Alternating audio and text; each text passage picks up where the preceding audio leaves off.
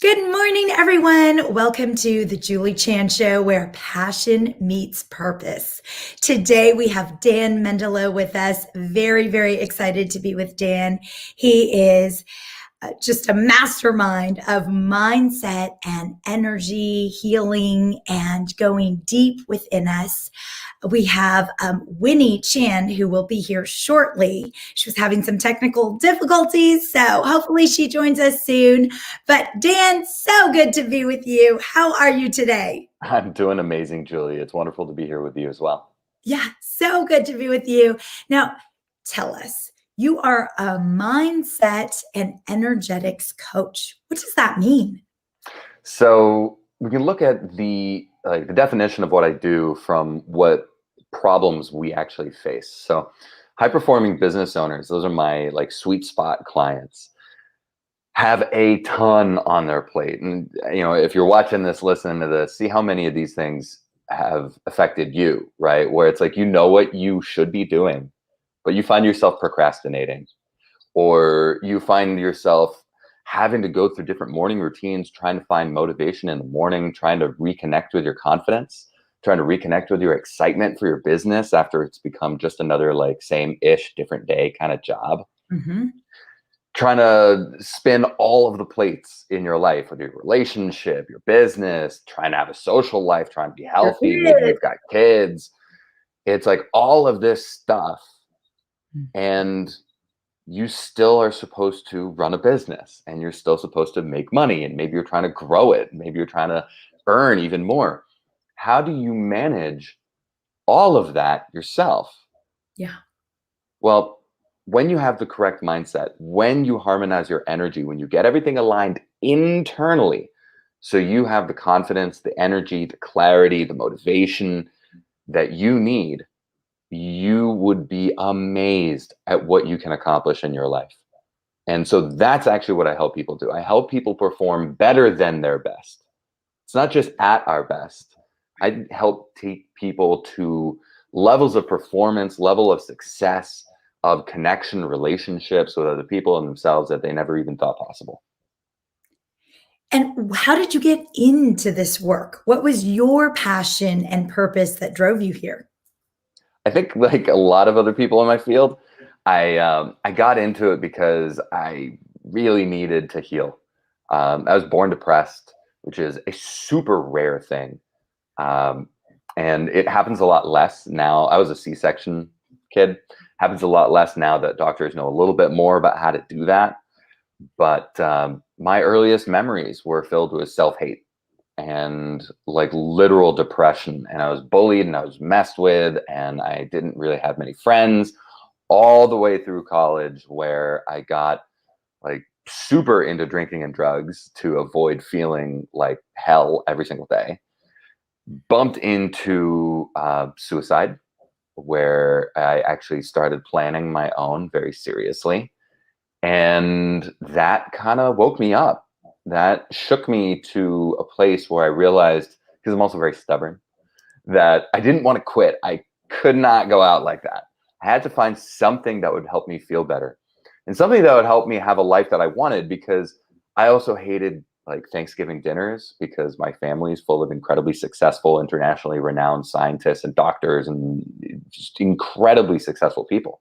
And made And you then here I was feeling like a freaking loser. I didn't do anything. I wasn't interested in anything. I had no passions. I had no real hobbies. I had no friends. I had no prospects. And then I started down this road of healing. And within a couple of years, because I did it all by myself, I didn't have the skills or the mentors that I later on found or that I became for other people. And part Healed of my and part of that was not being in connection, right? Yes. That from your earliest days, Mhm. you were bullied, you didn't have friendships, and so you learned to build a wall around yourself and not depend on anyone but yourself. That's right. That's right. And so within just a few short years, I was able to heal my depression completely, build a tribe of friends, have a very happy dating life, travel around the world, create a business, create a multiple six-figure business in under 2 years while still taking multiple months off every single year. And then my life just kind of skyrocketed out of that. Okay, but how? Like, first off, what was the moment? I mean, you had lived a life of depression, of self-hate, of feeling low, dimming your light, all of these things. And what was the turning point? Was it Thanksgiving? Was it what happened? I had a few. I think my first brush with suicide really shook me. I think that put me on the course of like needing to heal. And I started looking for, the usual routes like therapy, psychology, psychiatry, and they all failed me catastrophically. I ran circles around my therapists until they literally gave me my money back. And I think the disappointments built up enough where I started looking for weirder things because I got kind of desperate. Yeah. So I think desperation a couple of times led me into learning neurolinguistic programming, hypnosis, different trance work, different transformation work, and then brought me eventually, because I was a hardcore atheist for most of my life, into discovering my spirituality, which is a totally different story because I got sucked into a fairly dark Hindu spiritual cult for a year and a half. But that woke me up to the idea that spirituality is real, energy is real, and I'm actually in touch with the universe at all times. And so that gave me a different level, if you were talking about connection, with myself that kind of filled everything in. And then with the combination of spiritual work, that's the energetics part, psychological and emotional healing, and deep transformation work, I was able to take myself and put myself onto a completely different trajectory of life. And that's what I do with my clients now. Right. And so when you started doing this work after learning a lot about yourself and how this work healed you, when you got into the space of doing the work, tell us how your passion continued. Because as you said at the beginning of this conversation, we will have ideas and we want to start businesses and we're so fueled by passion. But then when we start, working with others or working that business on the daily, we don't want to wake up anymore. We want to go do other things. We're not as passionate about it. So how do you stay passionate about working with your clients? Yeah, I mean, that's pretty easy. I get such a high from seeing my clients transform.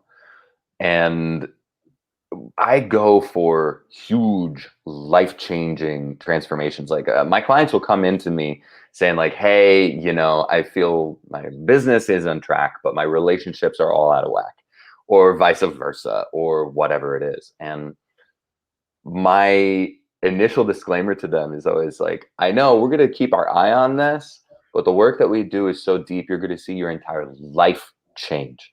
And to me, that's real life magic. And I don't think I'll ever get tired of it. Having someone come in, like one of my clients came in exactly to work on her relationships. And because we're working on such a deep level, the fundamental roots of our thoughts and behaviors, she started noticing other changes we never talked about. Like she started taking care of her body and getting really into cooking for herself and learning nutrition and going to work out and taking classes. And that facilitated some other shifts and created other connections, which facilitated it's like this domino effect. Yes. Where at the end of it, she comes and tells me that she gets emotional every time she thinks about who she was and who she is, because there's such a night and day difference that it doesn't even seem like reasonable to think about it. It doesn't even seem possible. And that to me, I don't think I'll ever get tired of that. Right. Right. And supporting people in their change, Yeah, their transformation. it's great. What are a few of the tools that you use? So my main tools are neurolinguistic programming, combined with various forms of hypnosis. But I have 9 different certifications and a college degree, and I read books like crazy. So I just kind of take everything and create my own. It's I one of like the things that I really love doing is taking a great idea from someone, adapting it, harmonizing it with my research, what I see in people, what I believe, combining in ancient wisdoms, like the Vedic sciences. This is where we get meditation, manifestation, yoga from. So combining everything together into something that feels really good and personal and effective, and then Mhm. personalizing it for my clients. So by the time we actually do a process, it's its own thing, and it's kind of its own thing for every single client as well. And do you believe in homework between sessions? And tell us about the value of the homework and what kind Yeah. of homework you give. Yeah. So homework homework sounds a little boring, like no one really wants to do it. The lately I've been calling them challenges Mhm. because each one has kind of like a minimum effort, and then where can you really take it? Yes. um, and a lot of those challenges are really to show you that yes, you can do the things that you thought were hard, or yes, you're changing and you can withstand even more, or that fear doesn't get you anymore, or Mhm. that you can rise up in your levels of productivity. Mhm. So my assignments might be, if we're working on confidence, go up and just talk to people. Like if you are going to be in a situation where you're going to be in front of someone for more than 10 seconds, start a conversation without even thinking about it. So grocery store clerks, people in Mhm. elevators, when you're in line, whatever. And as we build a person's confidence, they'll Right. start seeing that it becomes even easier and easier and easier. And that leaks into business when they get sales calls. All of a sudden, it's like, no problem. Right. Their charisma comes out because instead of being in their heads, they're in their hearts and they're connecting with people and themselves. And all of a sudden, this little challenge becomes this life changing assignment Right. that a lot of my clients keep doing because it's fun and it reminds them that they can do the things that they used to be Right. afraid of. And they start to see how that assignment overflows into all Yeah. areas of life. Yeah. Love that. Love that so much. Dan, Winnie is back. So we're going to bring Winnie up now, and then we'll bring you back in just a few minutes. Sounds good. Thank you. Thank you.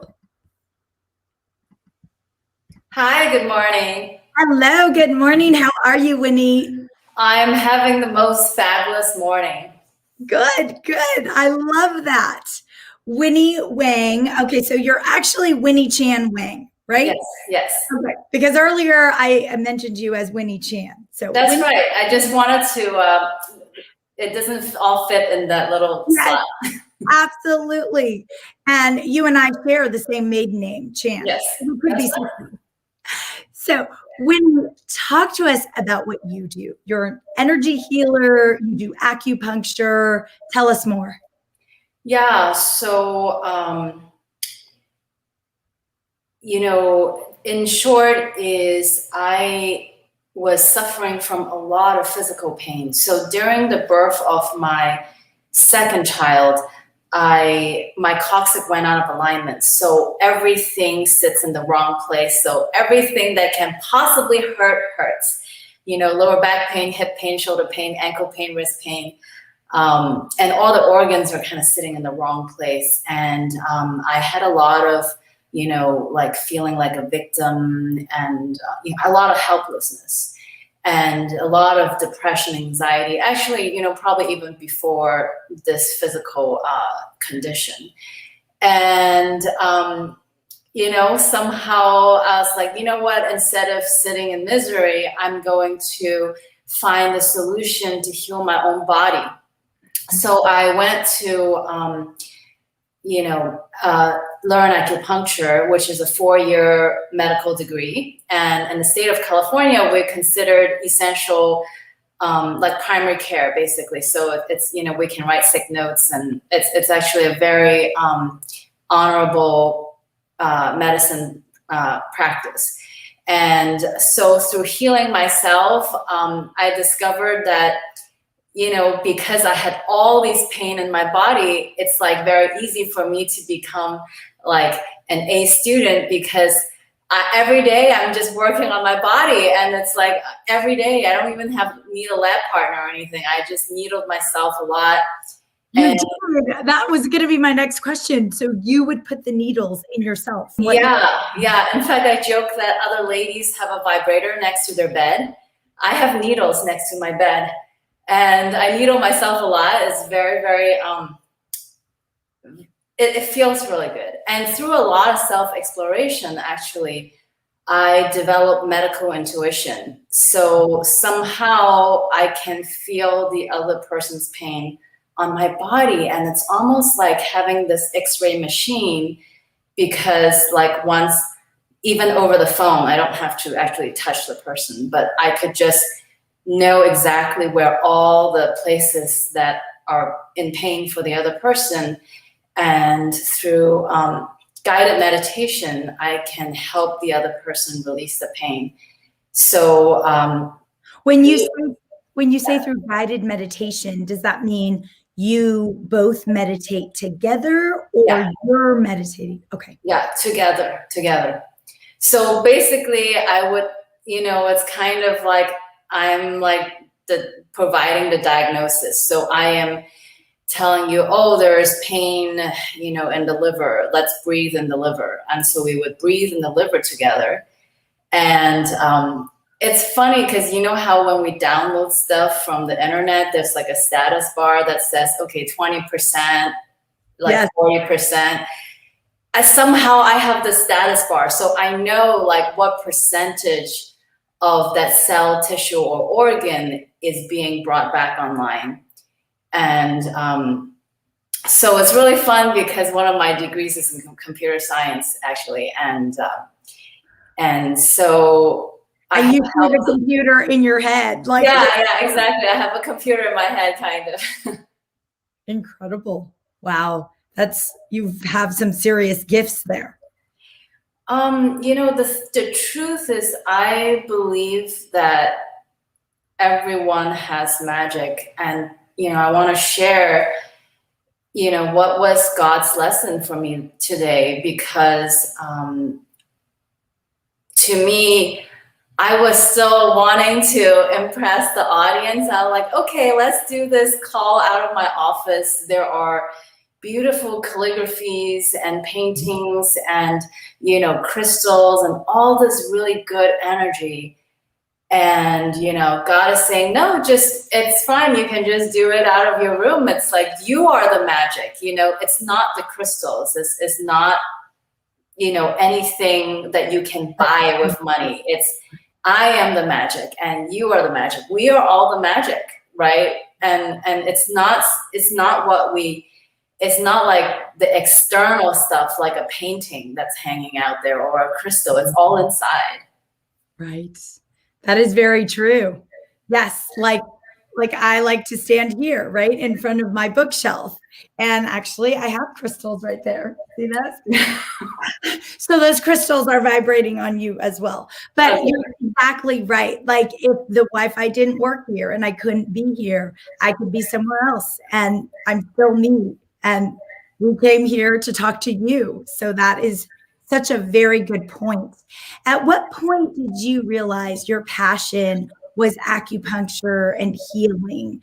Was it when you had that child and you did that?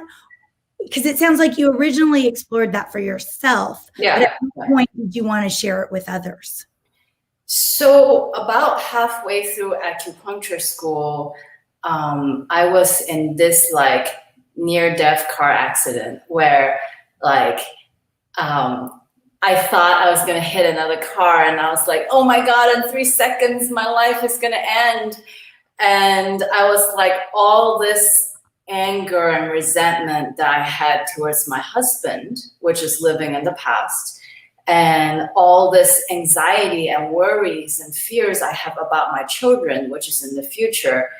It's like I wasted my whole life, living in this anger, whatever my husband did in the past. And then all this anxiety and worry about my children, all this thing in the future.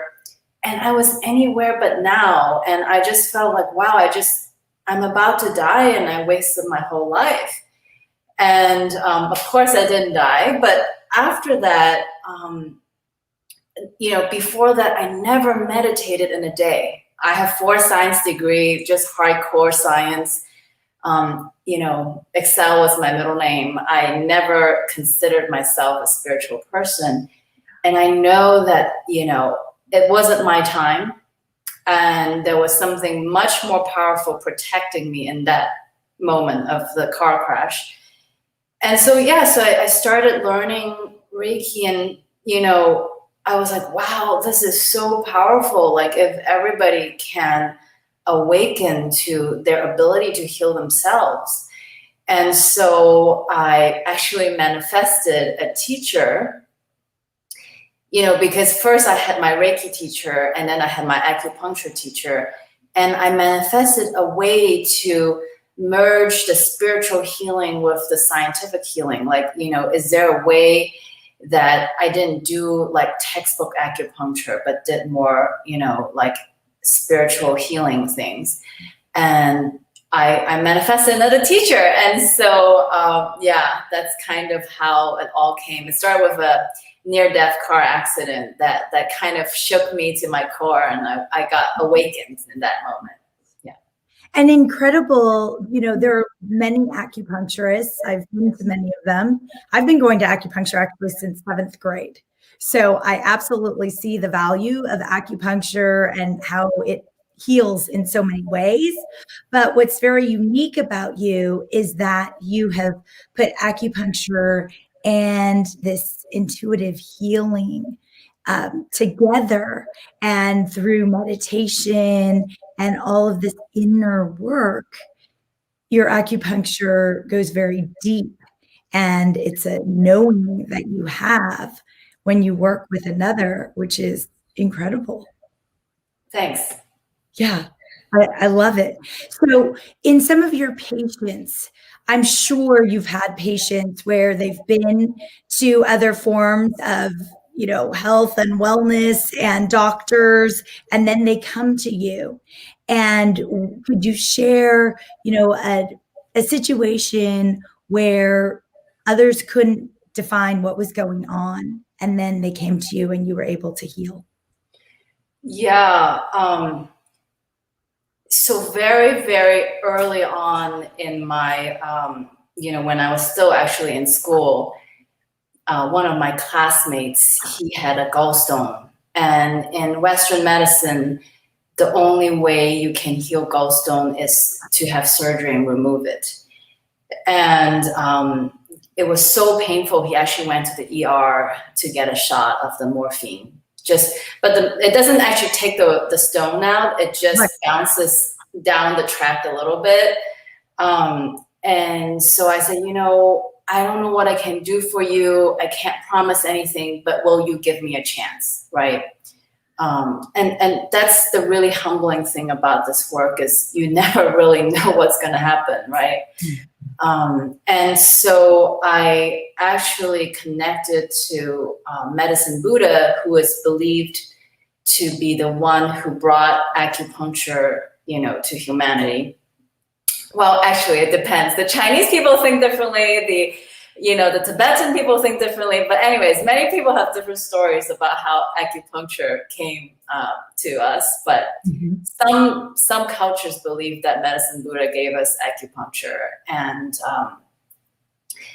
so I connected to that. And I that's the first time I realized I'm a shaman, because as I glided my hand on the man's body, all of a sudden tears just came down my face. And I said to the patient, I don't know why, but I'm crying. And he's like, I want to cry too. And I said, good, let's cry together. And before that, I never dabbled in spell, but it just came out of me. I made up a spell. I said, spiritual healing energy, turn stone into sand. And I just chanted that for 60 seconds. I made a recording. I have no idea. I said, hey, go home and listen to this. And a couple hours later, he called me. He said, Winnie, you never believe it, but I went to bathroom number 2, and when I flushed the toilet, it was sand all around the toilet bowl. And I was like, okay, like, results not typical, don't talk to me, like, I can't produce this again. But like, it was just kind of really, you know, I mean, there was acupuncture. Incredible. I mean, that's a miracle. There was shamanism, spells, whatever. But it, you know, it was just out of this, like, my friend just came out of the ER. He's really hurting. I'm just going to give it the best shot I can. I can't promise you anything. I'm just going to be in a very vulnerable place with you and open and see what we can do. And so that's basically like one case. Yeah. And so a lot of the work that I do with people is, you know, it's very much like I'm kind of like not sure what's going on, but I just trust that I'm being guided, and, you know, and that's how it works. Yeah. Right. And you follow your deep intuition. Yeah. That's really incredible. Wow, Winnie, I love that story, and I love what you're doing. Thank you so much for using your gifts in the world. I'm going to bring Dan back up for the last few minutes here. Hello. Hello. Winnie and Dan, you are both just changing the world with your gifts and pouring into people, and so incredible. What I love most is that you each found your passion through your own pain, and you use that pain to work for you, to learn how to break through that pain, how to heal yourselves. And that is incredible.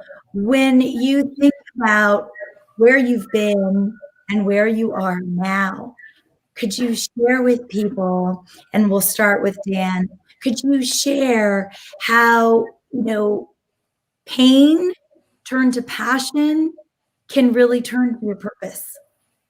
Yeah, it's for me, it's about embracing rock bottom. Like, the thing is that we get hurt, we get these painful experiences, in my personal belief, when we're ready to level up, when it's time for us to try something, to be something that we were too afraid to be, whether we've resisted for some reason or we just didn't see. But when we experience enough pain, we'll try anything, right? The F it, I'll do it, whatever. I can't feel like this. I can't live like this anymore. Whatever you want me to do, I'll try it, right? That is such a powerful place to be. And if you're there, right, if you're feeling that pain, instead of just resisting it or denying it, trying to avoid it, feel into it, because pain is there to get us to learn things that we haven't yet, or to do things that we haven't yet. And when we can start looking at that and wondering, okay, well, what is it that I've been resisting? What is it that I haven't been trying or haven't been listening to? I haven't been allowing myself to see or feel. Use the pain or the frustration to break through that, to just be like, you know what, I'll try it. If this helps me feel better, okay, as weird as it is, as hard as it may be, as uncomfortable, whatever, it's better than this.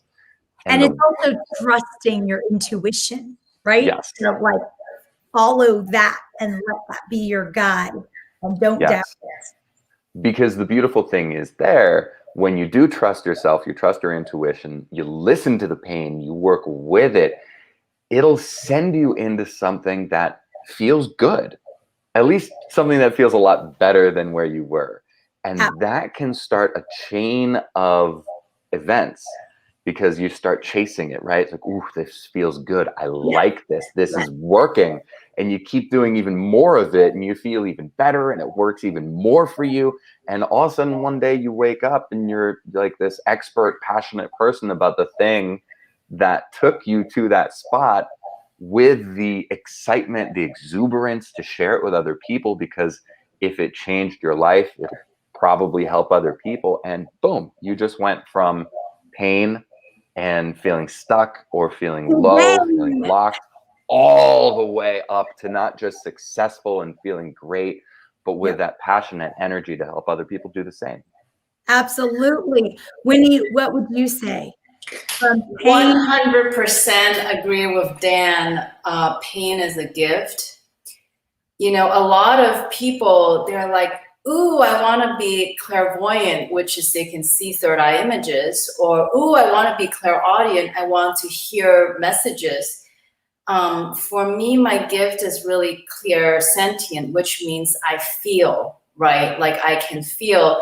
And if you think about it, the things that we see, hear, and feel, these are all messages, right? So the pain that we receive is a very powerful message. It's not more or less powerful than the third eye images that we see or the things that we hear when we go to a psychic or a medium. So think about it. If you feel pain, congratulations. That means that you have the ability to receive message. Now, you know, the problem is so many people are afraid of pain. They like run away from pain. They take painkillers. They don't want to sit with their pain. And, you know, I was one of those where I just didn't like pain until I realized that when I avoid the pain doesn't disappear. It just grows. So the only way we can see it. Yeah, the only way out is through.